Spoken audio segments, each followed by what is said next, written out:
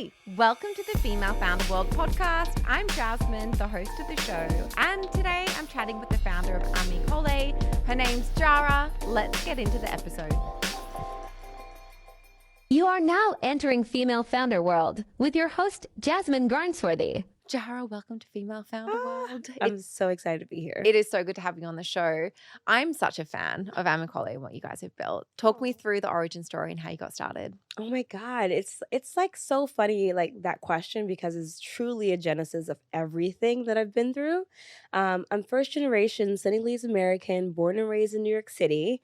The melting pot of all melting pots. I had been a very early beauty connoisseur and lover, growing up in my mom's hair salon. So she's had a hair salon in Harlem for about 32 years now. So I basically grew up in the space. So that was kind of always my background music. So when I, went to college and eventually started work, I was just always trying to find the right fit for me. Like the things that I would see in Harlem growing up between music, culture, beauty, and then my love for the beauty industry. So I would kind of been jumping around since, but I worked, in places at L'Oreal and Glossier and Rebecca Minkoff, and all of these things kind of threaded what would be, which is my time as a founder now at Ami Colé. But essentially, throughout my career, I would say professionally, I had always been missing that feeling of home, that what I saw in Harlem, what resonated with me, and people that would come into the salon, I just did not see reflected in the industry. For me personally, that meant makeup that I could truly see myself and celebrate who I was, makeup that really made it okay to be melanin rich and not really have to transform. So after, my time at Glossier, where I was really focusing on product development, which means literally building products like from concept all the way to like the gunk in the Wow. tube. That was my job. So after that, I was like, wait a minute. If there's any time to do this, it would be right now. So I jumped ship and I put on my entrepreneurial hat. And we can talk about this later about like where I got the bug from, but that was kind of the genesis of Ami Colé. So collectively picking up the tactical skills from a professional perspective, but then also the love that I have for beauty and my culture. And talk me through what it is that you guys have built. If people aren't familiar with the Yes. brand, who are you? What are some milestones to help people kind of like picture where you're at? Because you've really just built a movement. I feel like every beauty girl that I know loves the brand. Oh, I love hearing that. Well, thank you so much. Yes, Ami Colé is a clean beauty brand. We are made to celebrate melanin-rich skin. Essentially, in terms of a North Star, like what do? We create very edited, high premium quality products at an accessible price point to really celebrate you. So you're gonna never pick up one product and it's masking your skin or transforming. It's truly the makeup essentials that you can put on the back of a taxi, you can put on, on your way out, and truly, truly feel like your best self. We try our best to make sure that they're multifunctional. So if you leave the house at 9 a.m., 3 o'clock, your makeup is still on and you're still looking good. We love that. Very important. Yeah, yes. So from a product perspective, that's always been our promise. And I know clean beauty sounds very convoluted, but why we started there is really important. When it came to women of color, specifically Black women, reproductive health was a huge issue. And when we looked at the source and like what was disrupting what we call the endocrine system, it was a lot of the beauty products that we were using. So from relaxers, we tend to get relaxers pretty young, and those are chemicals literally on your scalp that's changing the chemistry of your body. So by the time you're into your quote unquote prime and ready to reproduce, we were looking back and understanding that how we've been living and interacting with beauty was very disruptive to how we can thrive. So I personally was, starting to think about family and like how I can eat better, be better, live better. And I'm like, okay, if we do create a brand, we want to create something that would not disrupt your normal life, but really be the best that you can be, both visually looking like your best version of self, but also what you're putting on your body. What are some milestones that when you think about what you guys have hit over the last 4 and a bit years, Yeah. that you just think, whoa, that's amazing? Honestly, every single day I'm like, how am I here? Okay, so Very key milestones. One major milestone, I think very early on was 2020 when we raised over $1 million of capital Incredible. for the company. This was pre-idea. I had a bunch of samples that I had. I had a very big dream and I had a big heart and my eyes were wide open. I needed to make this happen. So after, again, this is like prime COVID time. We were at home. I'm pitching 9 a.m. to 7 p.m. back to back on Zoom. And the first couple of no's felt like a dagger, like, in my eyeballs, in my heart, and I have some very snotty videos of me crying. I documented the entire thing, but then afterwards, you kinda get the grit. You get the grit and the grip of things and, 10 pitches, 20 pitches, and that first yes hits, and you're like, "Wait, what? This is happening?" And I think when we collectively raised that amount of money, it was not only like, "Yes, I can make my dreams come true," but also historically, there had only been, like, less than 10 Black people, 15 Black people, Black women specifically, that were able to raise over that amount of money. Wow. So I was really, really proud, but I think as we continued to go, launching the website, I will never forget May 17, 2021, and blowing through our entire forecast in the first day. Then having a team, actually bringing a team at the table. Then we had been, like, grinding, grinding, grinding, and then having a contract with Sephora. I used to work at Sephora when I was in college. So this was like a full 180 moment. I'm like, what is going on? Like, what is life? So I think collectively there's been things like that. I think most recently, like being on Oprah's favorite thing I saw list. that on Instagram. Amazing. My mom is like, she's Yeah. so funny because not a lot impresses her, but Oprah obviously impresses her. So I I think think that Oprah impresses everyone, everyone. touche. My dad was like, okay. My mom was like, Oprah? You do have a real job. So I think recently that was really, really exciting. And those like crumbs of affirmation, because this business is so hard. Totally. It keeps you going, doesn't it? It keeps you going, it keeps the lights on. So I think those like sparks in those moments are really, really monumental. But we're just beginning. It's so crazy. Let's talk about that launch day where you blew through your forecast. Ah, What did you do to get that traction on day one? Like, why do you think it hit so oh my well? God. I can lay it all out for you. Please do. So again, I'm going to paint the picture for you. It's 2019. I had just kind of left my quote unquote dream job, to kind of figure out myself out. So I literally booked a ticket. I went to Thailand by myself with a notebook. And I'm like, if I could dream up anything, what would it be? And it was Ami Colé. And then I became like obsessed. Like I was Wow. on the beach, I was running, I was doing this, I was just writing things down. And then it's gonna be in this packaging, and it's gonna be called this, and then when it would be here, and all these things. So when I came back to New York City, I'm like, hey guys, like revelation. I know no one's listening. Everyone was listening, obviously. So I had like 2,000 followers, right? Uh-huh. I'm like, guys, my next thing is gonna be my own thing. Like, do you want me to document this process? And everyone was like, heck yes, Mm. document it. So I'm like, okay. So then here I am in Brooklyn. I am recording basically on a daily basis. Everything from going out to Cosmoprof, which is this huge, very overwhelming conference for all things packaging, products and formulations, everything. I had heard of it, I'd never been there, but I just put it on my credit card. I went out to Las Vegas. It was 105 degrees. I'm literally Whoa. sweating through the streets of Vegas and going like booth by booth trying to figure out who is this vendor that I'm going to partner with to make this like come to fruition. And I'm recording it, like the whole thing on Instagram via IG stories. I would get samples in. I'm like, hey guys, in this make believe world, what's the perfect lip gloss that would fit in your purse, but also your back pocket? So when you're out in Brooklyn having a good time, you're not going to lose it. You can find like very specific questions. And everyone just became more and more invested. And that's how people literally, even investors, found me. So they're like, hey, there's this girl. We know that she loves beauty and people are trusting her because they're really engaged. So let's watch this space. So I did that for an entire year before I even launched the brand. So by the time it was time to go, everyone was like, "We've been here with Yeah, you we're since ready. like literally since this was a drawing, a concept." So it was so beautiful to do it with them and it felt very much like that. I think that a lot of that, and I know we hear community over and over again, but a lot of it was that classic old school community vibe and it felt very familiar to me. Again, I'm of African descent where everything is sharing, everything is oversharing. Coming from a salon where we hear way too much information about people's lives, I just naturally am that person. So I use social media for a very long time. I love talking about marketing. This is like my favorite part of Yes. these conversations.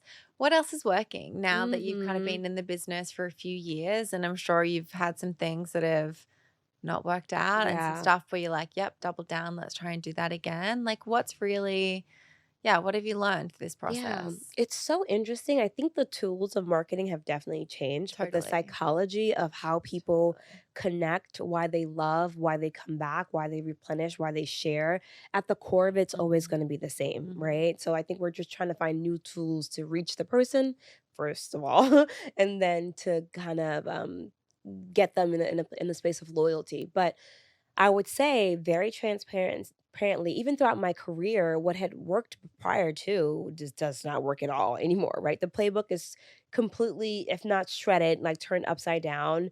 I was at a company very, fast paced and high growth, and we launched a product, we put it on Instagram, we paid, and it happened, like anything else was kind of like cherry on top, but 50% at least of the sales attributions would be coming from paid media and paid marketing now, especially as a small brand. And granted, just to give you all just a laundry list of obstacles, we launched during a pandemic when no one was wearing makeup was in decline.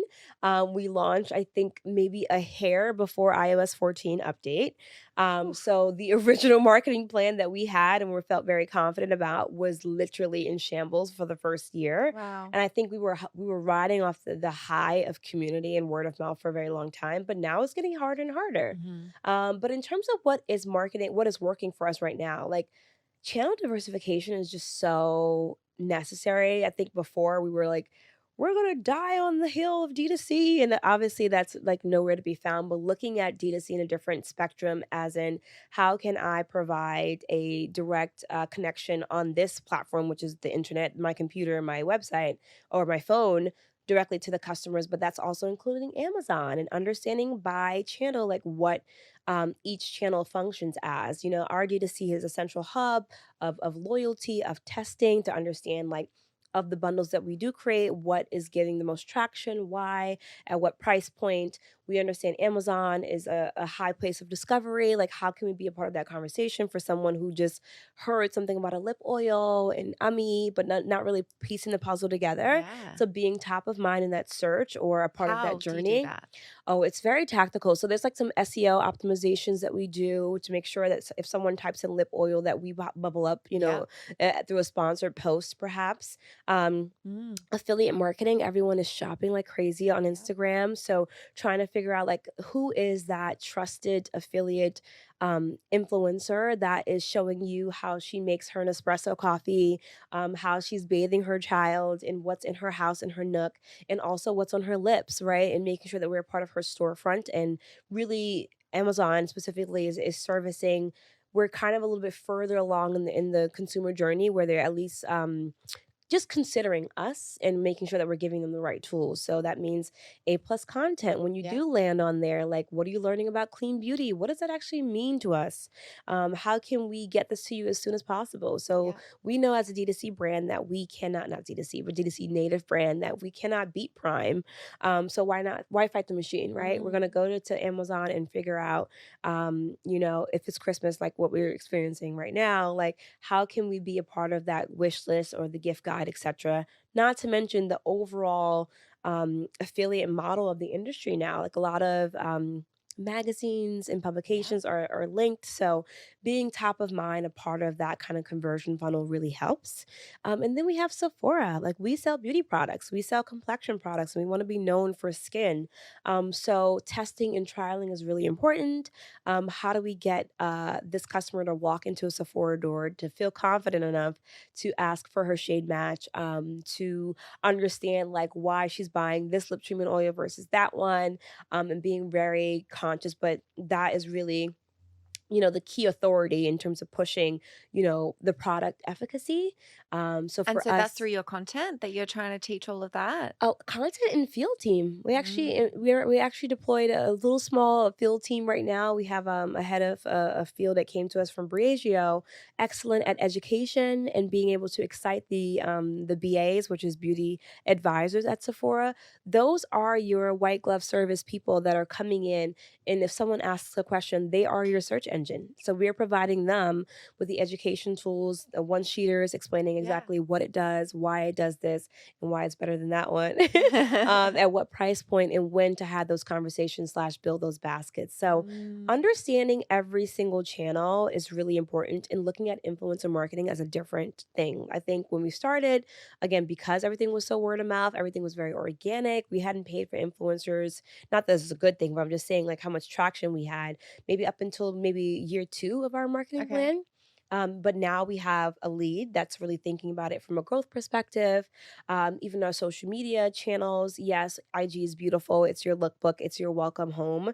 But how do we have stories really activating people to go back to a certain call to action, whether that is Amazon or our.com, Mm. engaging them in ways that feel like just one step above. So everything needs to work harder. Everything needs to be more efficient and every dollar needs to be counted for. You know, people get really distracted because there's so many things. Like we're not at the phase where we can have like these beautiful pop-up shops or extravagant influencer trips. So we're not there yet. And I think there's a place for that in terms of brand awareness. But right now we're still working within the spheres that we do have with the resources that we have as well. Oh, okay. What you just said there about, there are so many different things that you can do. It can actually be like quite overwhelming. And I think you can look at Hmm. the brands who are like 10 years ahead of you doing all of these things and Yeah. think that like you need to be kind of playing at that level to be able to get any traction. But it's really Mhm. interesting to see where you've prioritized. Are you guys doing any paid ads now, or is that not part of the mix yet? Yes, we are doing paid ads, but we actually been scaling literally 25% week over week, scaling down. Interesting. Scaling down, moving those dollars into influencer marketing. Again, thinking about it Mm. in a different way where now before influencer marketing kind of was like a cherry on top. Again, most of it was like a brand play, Yeah. but thinking about influencer and even strategizing the different ways, whether it's affiliate, even SEO purposes from a blog perspective, etc. TikTok versus Instagram versus Amazon. There's so many different just spheres, I would say. Mm. So taking those dollars and then activating those influencers to be able to tell your story has been a little bit more beneficial for us. And I will also say that we don't have a huge content team. So I think what people forget about paid media and when it does work, even for the bigger brands, you're spewing out 40 to 50 pieces of content every single week. So by the time something exhausts, you have a team that's ready with, content to be able to churn that back out. So even if you have the amazing, paid media strategy, amazing paid media team, the sauce that you need to get that engine running, as a small brand is not really viable. Mm. So what you try to do instead is maybe whitelisting some influencer content, making sure whatever they post that you're reaching the maximum audience size. That way it makes a little bit more sense versus trying to spew out 40 pieces of content a week. 40 pieces of content a week, like just created for paid ads One is wild. channel. Ooh, that's too Yeah. much. That's too TikTok might be a much. little bit worse. It's so interesting as well because it's like, we're all literally everyone is building a media business at the moment. You're Mhm. not, you might not be selling the Mhm. media content, but all of us are just producing so much all of the time that we're on par with these publishers. Yes. Yes, I can only imagine like the cadence and the Mhm. appetite and more people are working from home. Mhm. It's just a different time where things were way slower back in the day. And Yeah. if you were like on Periscope, they were like you were like phenomenal, Yeah. groundbreaking. I used to work at like Rebecca Minkoff where she would be testing out technology early and it was like one Periscope for like year of fashion fashion week, like hiring man repeller and they were like, oh my God. Now it's like, oh, and then what?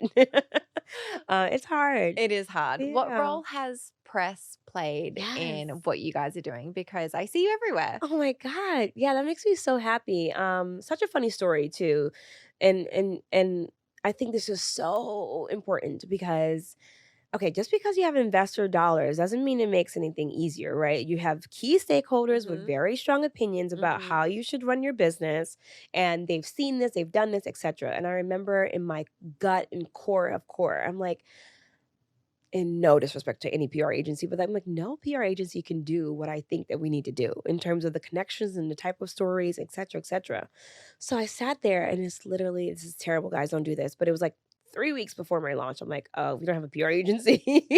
And luckily, again, throughout my entire career, I'd been just networking. I Mhm. never knew what I needed the connections for, but I'm like, one day But I this can is it, right? this is Like you it. yeah. And I just knew in my gut that this connection I will need later. And I just held on to it, like literally just coffees, lunches, dinners, and this and that, nothing to ask. And I'm just like, okay, one day it's going to come in Mhm. handy. So this time came and I was finally ready to launch this brand. I'm like, damn, I remember in 2012, I worked at this company and my girlfriend from college worked at this other company that was a PR agency. I wonder what she's doing. So I literally call Janine, my PR manager, and I'm like, Janine, what are you doing? She's like, hi, girl. Haven't heard from you in a while. I am in Brooklyn working at my dad's like dentist office. I'm like, okay, you want to do PR again? She's like, wait, what? I'm like, no, seriously, I need you to jump in. And she and I sat down, war room, and we put that pitch together. We organized our desk sides and we went crazy. We went out there, we told the story. And I think the beauty of Ami Colé, and non-biasedly speaking, but there's just so many angles of connection, whether you're like a pure product junkie. I mean, I am the girl that used to be on Into the Gloss ad nauseum. I Mm. would be in the comment section. I would be buying Mhm. everything that Kelly Rowland, posted on her top shelf, et cetera, et cetera. And then first generation, of the hustle mentality and having, watched my parents, stories come to fruition and literally living through that. Then you have the, Pan-African experience as well, which spans far and beyond. There were just so many different angles to tell this story. So I am so I don't want to say lucky or blessed because I don't believe in that per se, but I'm just so happy that we were able to give a fresh take on things. Like it Mm. felt very authentic to the receiving party, and they felt more than happy to support and talk about this. And, I was very vulnerable and I talked about my strife through the industry, and luckily it landed. So, all that to say, I think it translated also from the customer reading the article. They're like, oh, wow, like I think I remember her on Instagram, kind of. I felt this, or I had also been at a very big corporation and didn't see myself as well. Yeah. So there were many ways to connect, and luckily, press has been really good to us. But it's been very, very, very important part of our brand discovery process. Yeah, talk me through that. So does when you land like big press feature, does it directly correlate to To sales? sales, oh, what a good question. We were just talking about this too. Attribution is so interesting. So, I would say press. Don't underestimate it because I think people say, "Don't invest in press," TikTok is here, just get that influencer. And there's something about the slow burn of press that you can really appreciate. And I think Mm. about, the customer journey. Okay, fine. She found you out through TikTok. She also found about 7 different brands from TikTok from the same influencer last week, bought 3 of them, and she's really trying to figure out, do I really need this lip oil?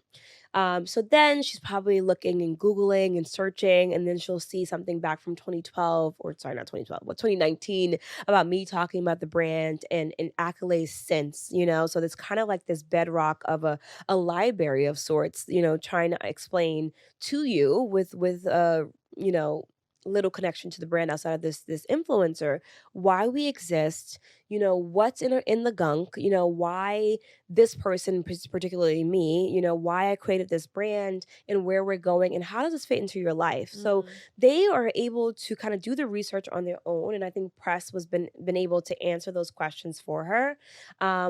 And then like you just never know whose lap you'll land into. You know what I Did mean? Like, Sephora read about you somewhere? yes, by the Mhm. time I Sephora story is so funny, I wanna tell you about it later, but, by the time I talked to them and you know me, like, a little bit of imposter syndrome, you're like, hi, my name is Jada, and I have a brand. They're like, we know who you are. I'm like, you do? What do you know? And they had done their research and they're really happy and aligned because their core pillars slash business goals are directly correlated to my goals as well as Mhm. as a producer of content. Oh, sorry, producer of product. Mhm. And then again, like you never know, like Mindy Callen just found us out through like I think she like Googles or something like that, or like I think Violet Gray perhaps, like, and she was just like searching and she just found us and she's like, hey, like she literally just DM'd us like, hey, Amazing. I I don't have any mascara left. Where can I buy them? I'm like, we're gonna send you the mascara. Like what? But And everything else. everything else. Oh my God. But had it not been for that library, it gives a little bit of brand authority and awareness and um just archive that you need that. Yeah. Hmm. Interesting. Okay, so I want to talk a little bit about like team. Who has helped you build this? Who is with you now? And Yes. for someone who's earlier on, are there any freelancers, agencies that you can like recommend that helped you get this off the ground? Oh my God. Let me tell you something right now. If it's one thing that keeps me up at night, it's always going to be team. And it's something that, as an entrepreneur that is so hungry to get something started, Mm, you forget how important it is in terms of people building with you. Not only people building with you, but also sharing the same vision, the same momentum, the same end goal is very, very difficult. And also understanding that first of all, it's very hard to hire and fire people.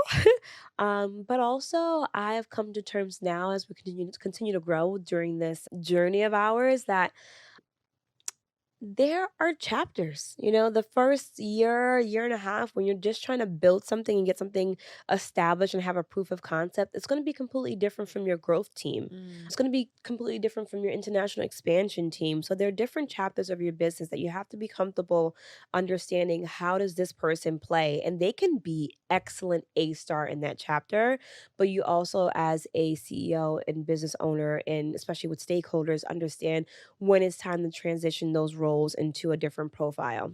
So I'm learning that now. And I think it's like I had to put it in that perspective to not be like, but she's such a lovely person and she Yeah. put in so much work in this company. And it's so heartbreaking and it feels very cold.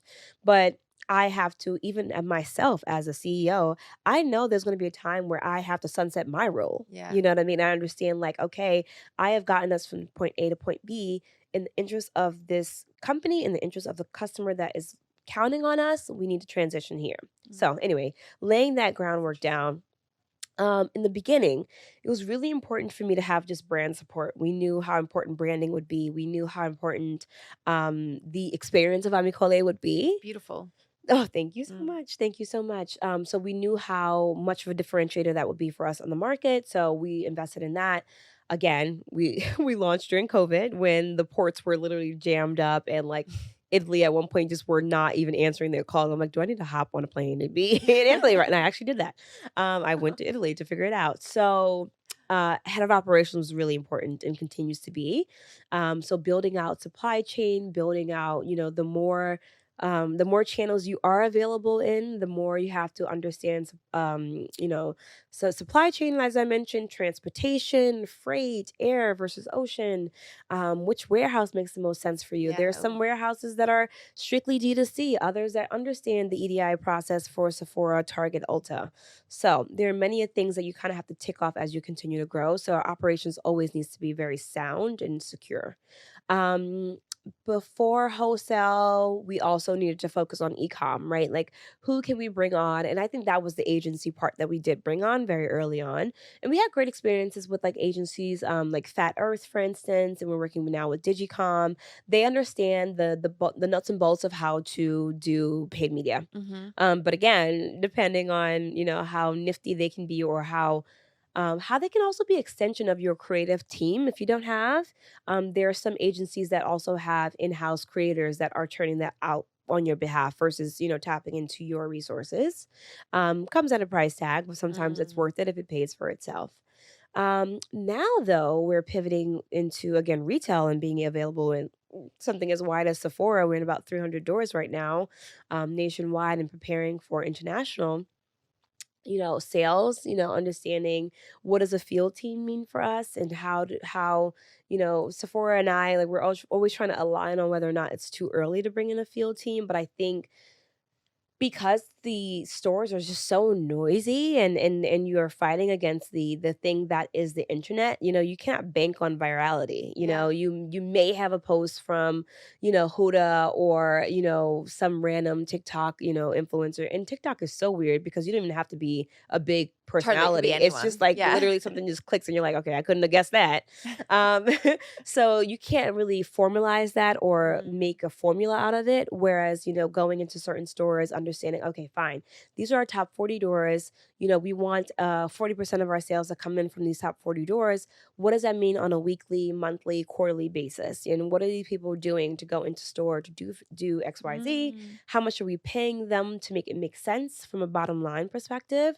So thinking about field and sales as the rep for the brand, because Sephora looks different now. Mm. Sephora, when I was working there maybe 15 years ago, we went through trainings and they had, things you can test things out and go home with samples.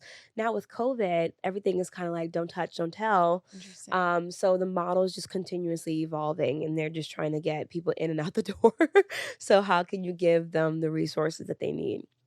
Marketing team is always going to be key, understanding how social can have a stronger influence on attribution. Our brand, interestingly enough, a lot of our traffic came in organically through social. So how do we mobilize that? How do we get people at least on the website enough to shop, discover, at least put it in your bag, Yeah. so that continues to be a hard one to do, because what I'm realizing now is that your strategist is not always your executionist, or the person doing strategy is not always the person doing the best execution, and vice Mhm. versa.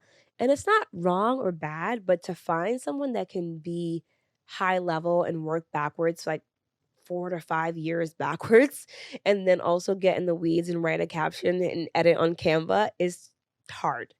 So we did a lot of Goldilocks on that. And I think the nature of social in itself, with all of the different platforms, there's just a natural level of exhaust that happens, even for myself as a founder. Totally. I'm like, I don't want to be on Instagram today. Yeah. But those I are feel that. key hires, I would say, at this point now. Um, and again, I mean, I've been grinding now on the company for about 5 years, Yeah. which sounds crazy to say out loud. I'm exhausted. Yeah. You know what I mean? There are periods of burnout myself. I'm a new mom, and just trying to balance all the things personal and business is a lot. So I'm always looking, always constantly looking for my second hand. Who is the person that I can turn to probably, offload a lot of the people and personnel and the hiring and firing, so I can focus on the best products ever, because I'm going to forever be a product junkie. Mhm. The best marketing in terms of, community connection and being out there to yell to the world that this brand exists. You cannot be front of house and back of house. So Yeah. right now I'm looking for my second chef to help me build and cook this next chapter for us. And then yeah, but those all keep me up at night. It's so hard. Yeah, the team piece is huge. Ooh, It sounds like, I mean, your life is going to get, I feel like, a lot easier when you find that 2IC right hand woman or right hand man to help you build this. fingers crossed. Yes. We've spoken about Sephora a little bit, but I want to know the story about how this partnership came about and Yeah. also just like what surprised you about the process. I think that Sephora is the pinnacle for Right, anyone right. building in beauty. But then you can kind of start down the road of getting in there and you're like, oh shit, this is really hard Oh and my god, expensive. it's so hard. It's so expensive. Yeah. And it's so crazy because they're launching brands by the minute too. Yeah. It's like how what shelf space? Yeah. Um, Yeah. okay, so for context, we're on the next big thing shelf, which is basically like a discovery moment within the store. Cool. Kind of like if you walk in the middle of the store, you'll see these little bays. I have about Hmm. 3 to 4 brands and one shelf each, kind of giving a little bit of expression of the Is brand. Ceremonia on there as well? Yes, I Okay. believe Ceremony is on there, but they might have graduated to their own Right, right, tower. I right. know that Baba has expanded into all doors, I think last year, if not this year. Okay. So really excited to watch them grow too. I need to Yeah. go to their shop nearby. But So that is where we landed, and that's where we are. So, how did this come about? Oh my God. So one of my investors, I would say preemptively too, we were not ready to talk to Sephora. This was like 2 months after launch. I'm like, what? She's like, oh, you should talk to Allison Hahn. Um, I forget her exact title right now at Sephora, but she's been at Sephora for so long. She is the makeup person at Sephora, Mhm. all things. She's a brand whisperer. She known of the drunk elephants of the world and just kind of understands and has a gut about brand. Mm. On top of her very tactical and strategic knowledge of the landscape of Sephora.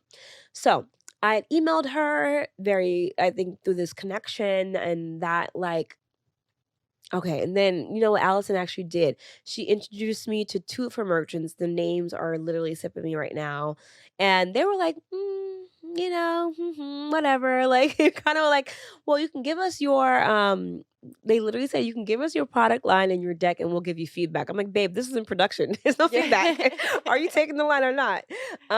So and of course, as stars align, I was in Senegal, West Africa, but when it was time for me to have this meeting with the merchants. Of course, the day that I had this meeting, the entire like electricity shut out Oh on the my God. block. No. So I'm talking to them and it just went off. So and then I can't even email them back to let them know that hey, I don't have electricity because nothing was working. Not my cell phone, no internet, no Oh phone, no. not no lights, nothing. So I'm like, there goes my partnership with Sephora. and I thought that too. And I emailed them, but you can tell that the fire kind of went out a little bit. Right. Like, let's be realistic. And then and then I actually had been talking to another retailer and we got really close. We were literally about to sign a term sheet. Mm. So they and I actually met through so crazy. It's like a bigger partnership within another retailer. So they wanted to go through that. I'm like, well, it doesn't make sense as a small brand. Like we would want to partner with either or retailer. And they're like, well, come over here. I'm like, okay, what are you talking about? So we were discussing margins. We were discussing team. We almost hired a broker.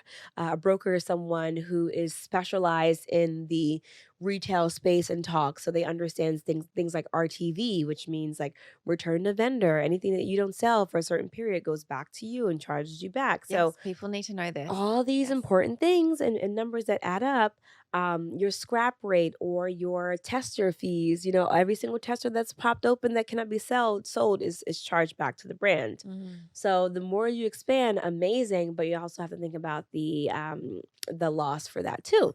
So these brokers come in and they negotiate your initial contract, but also, how do you thrive in that space? So long story short, we had already kind of locked in a broker after thorough research. I love researching. I will talk to anyone. Shout out to the pattern team, Tracy Ellis's team.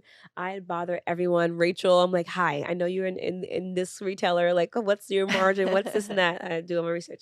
So anyway, we were very comfortable. It's December. We're launching in like February, very soon.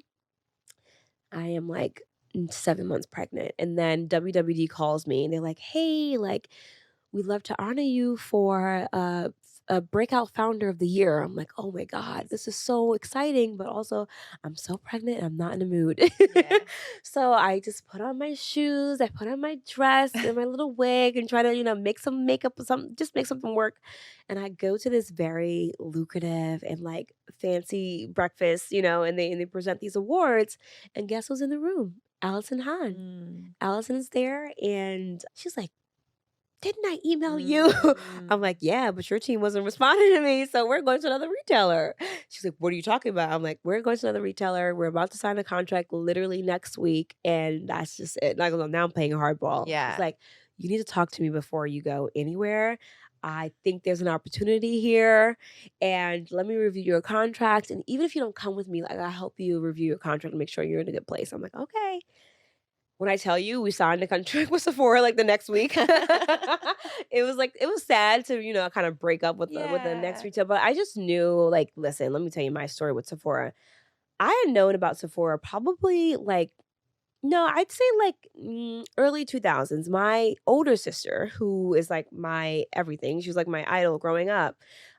She went to school maybe a block away from Sephora. She would come every single day with a new sample from this magical space that was called Sephora. She's like, smell this perfume and da da da, Lolita Lampica, da da da. And then she would go on to work at Sephora. Mm. So then when I went to college in Syracuse, I was, going at the mall trying to find a job. I was like working at Delia's at the time. I don't know if you remember Delia's, but like this store in Syracuse. And then the Sephora was opening. I'm like, I need to work at Sephora. So I go and I apply and I worked at Sephora for like a year and a half. It was my dream job. I was like having a ball.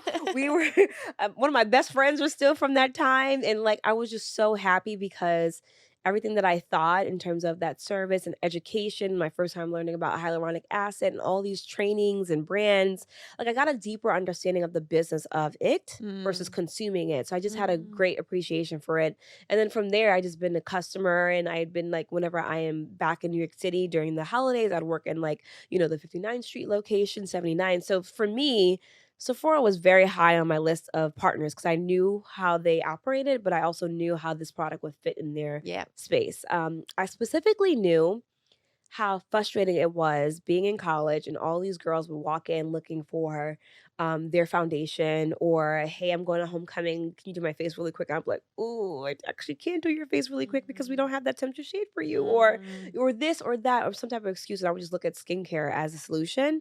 But then now, finally, to have that perfect skin tint for that girl that's been looking for it, I'm like, this is a dream come true. So anyway, very long story short, but that's how my Sephora deal came to fruition. It was very like zigzaggy. I even applied to the granted I was a little late. The accelerator? Accelerator and I didn't Mhm. get in. That is wild. What?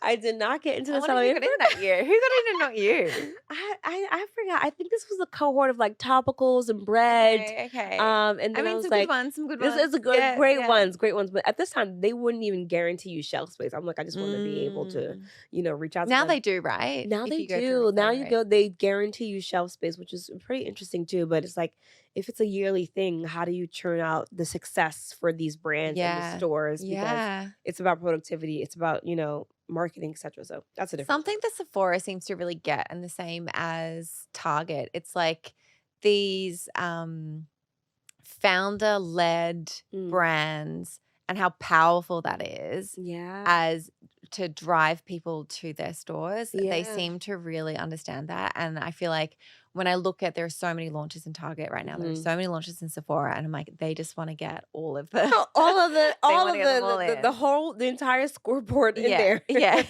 It's so interesting, but equally frustrating. Let's be realistic. Yeah. We're always there are plenty of group chats out there just trying to, as us founders, trying to understand like, how are you doing it? How are you surviving? Like, what's the Yeah. answer? How do you present this and that? Yeah. I think funny enough, we're in the chapter now where both Sephora and we as in Black owned Yeah. indie brands are figuring out together. Yeah. Because if you're not coming from the school of Huda, which had a very strong power media company, essentially, Mhm. her Instagram was almost like a media company. That trajectory of churn is different. Mm. And then you have I think The Ordinary is also just a case study as well. It's just completely different from Mm. founder led, but there was a moment obviously where their founder was very vocal. But yeah, trying to find that success story is really hard and we're all trying to figure it out. Especially like certain categories like hair and skincare. It's been really interesting and makeup is just so convoluted Mm. now. There's so many things that I There's so think, many oh my things. God, like, do I need Yeah, this? there are so many things. I think this is like the effect of TikTok as well. I just feel like Mm, there's so much product out there.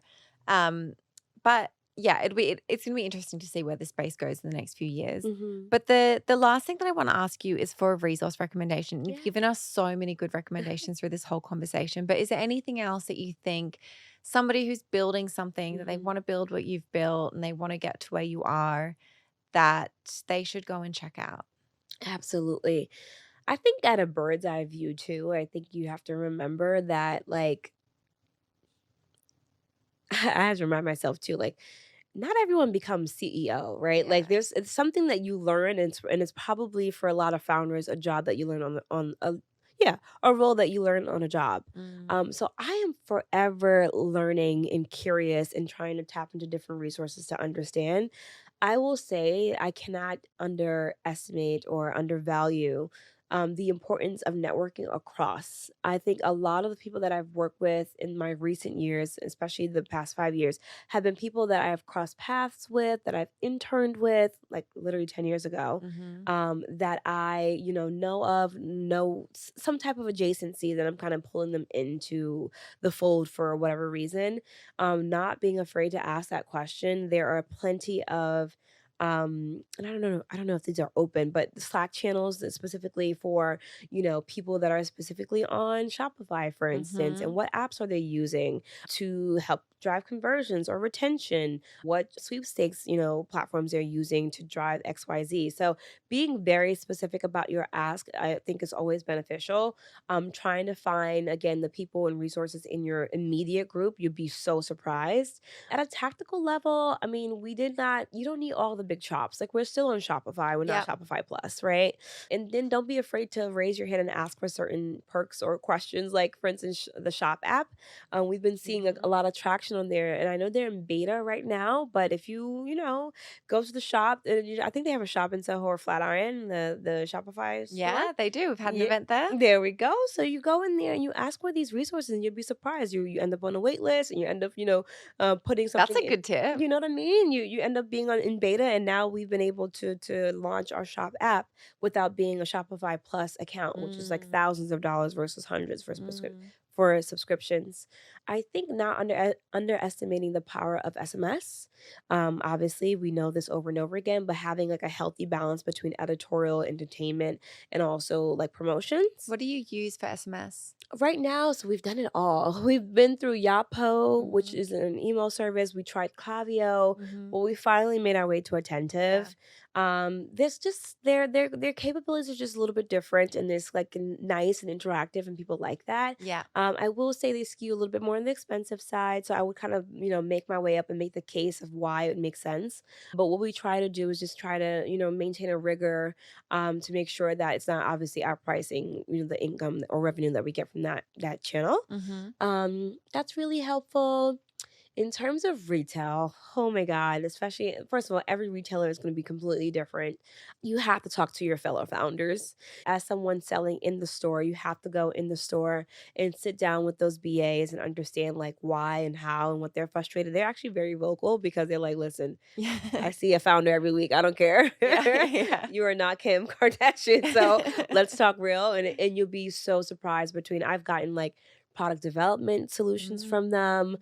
I've gotten packaging solutions from them. I've gotten sheer messaging, like how to, when it comes to selling efficiently in store, having three core messages per product. Like, why this lip treatment oil? Okay, it's because of its wear, it's because it's clean, it's this price point, it's the shade offerings. Like, Mm. having very distinct bite-sized messages, similar to what you would do on TikTok, Mhm. but providing it in like an educational one sheeter to these BAs are really, really helpful. Smart.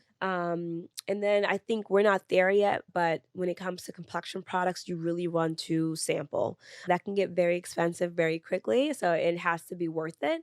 But that's something that we're looking at for next year. So having smaller samples in store for people to be able to try and take home and yeah. Yeah, and surprisingly, Sephora also has, again, they have a lot of products. I mean, programs that are expensive in terms of minimum, but I think their digital sampling program, there's no minimum. So you Mm. could have like anywhere from like 100 to 10,000 samples of your best-selling Oof. mascara on the platform, and you'd be surprised, the conversion or consideration on that.